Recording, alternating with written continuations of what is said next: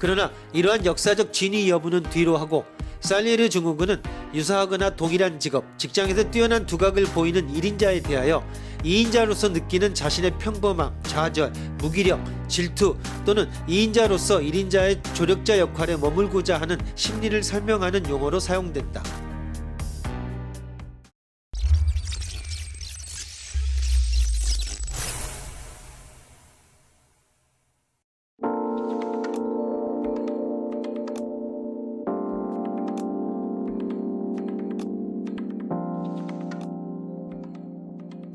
우리는 기계하면 정확성도 생각하지만 고장의 가능성도 염두에 둡니다.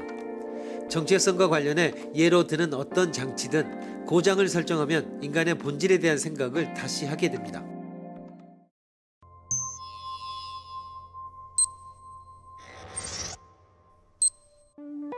죽음을 두려워하는 인간, 자신이 이 세상에서 무료화하는 것을 원치 않는 인간은 예전부터 불로불사를 꿈꿔왔다.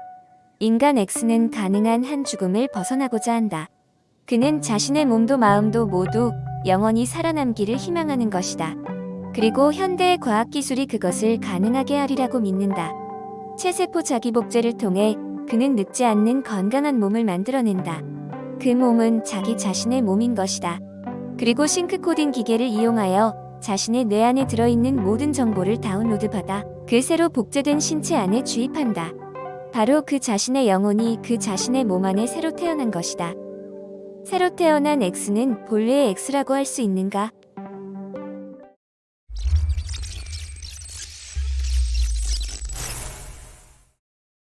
위와 같은 과정을 거쳐 새로 생겨난 인간, 즉 새로 복제된 신체의 두뇌에다 일체의 정보를 다운로드 받은 그 인간은 과연 스스로를 X라고 의식할까?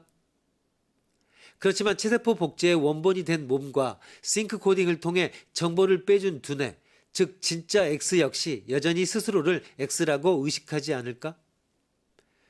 신체상의 체세포 복제나 정신상의 두뇌 정보 복제를 아무리 수행해도 원본은 여전히 원본으로 남습니다.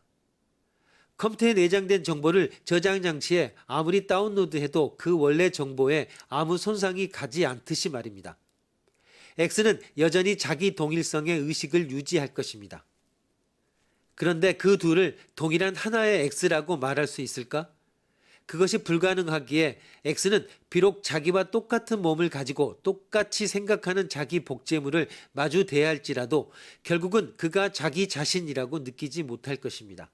결국 불로불사의 꿈이 실현 불가능하다는 것을 느끼게 될 것입니다.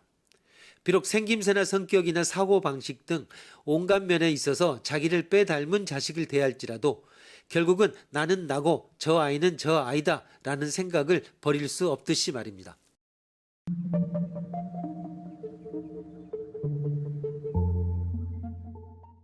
우리는 생각하는 나와 그 나에 의해서 생각된 의식 내용 또는 느끼는 나와 그 나에 의해 느껴진 의식 내용 등 나 자신과 나의 의식 내용을 별개의 것으로 구분합니다. 정신 자체와 정신의 속성 또는 마음 자체와 마음 내용을 구분하기 때문입니다. 두뇌에 입력된 정보란 단지 나에 의해 사유된 의식 내용들 또는 마음의 내용들일 뿐이지 않을까? 그러므로 두뇌에 그런 정보를 남기게끔 하는 생각하는 나의 의식 활동 자체는 그 활동을 통해 입력된 정보로 다 설명될 수 없는 것입니다. 그러나 사유하는 자가 정말 사유 내용과 별개의 것으로 따로 존재하는 것일까? 사유 내용이 있으면 그 사유 내용의 진행 자체가 사유이며 그 너머에 따로 사유하는 자를 상정할 필요가 없는 것은 아닐까? 정보가 새로운 정보를 낳으면 그것이 바로 사유이고 그 사유 과정에서 새로운 정보를 낳은 이전 정보가 바로 사유자라고도 할 수 있습니다.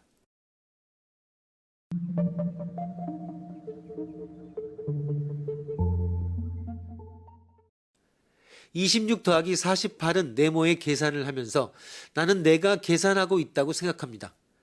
나에 의해 계산되는 내용과 그런 계산을 가능하게 하는 계산하는 나를 구분해서 생각하는 것입니다.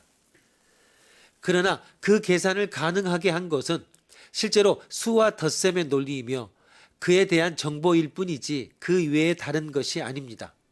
결국 26 더하기 48은 74를 계산한 것은 내가 아니라 내 두뇌에 입력되어 있는 수학 정보인 것입니다. 이미 입력되어 있던 모든 정보들이 나의 현재 순간의 생각이나 느낌이나 의지를 불러일으키는데 바로 그 현재 의식 내용을 일으킨 사람을 나라고 부르는 것이므로 나란 결국 현재의 인식 내용을 가능케 하는 정보들, 나의 두뇌에 이미 입력되어 있던 정보들 이외에 다른 것이 아닙니다. 이와 같이 사유자가 사유된 정보 또는 정보 자체와 다른 차원의 존재가 아니라고 판명되면 정보가 있는 곳, 정보가 또 다른 정보를 산출하는 곳에는 이미 사유가 진행되는 것이고 사유가 진행되는 곳에는 이미 사유자가 있는 것이 됩니다. 계산하는 컴퓨터는 계산 능력을 가진 것이고 계산을 넘어 추리와 체스 게임과 대화를 할 줄 아는 컴퓨터는 사유 능력, 추리 능력, 오락 능력, 상황 파악 능력, 적응 능력 등을 모두 갖춘 것이 됩니다. 결국 튜링 머신의 경우처럼 컴퓨터가 사유한다, 컴퓨터가 느낀다 라고도 말할 수 있게 되는 것입니다.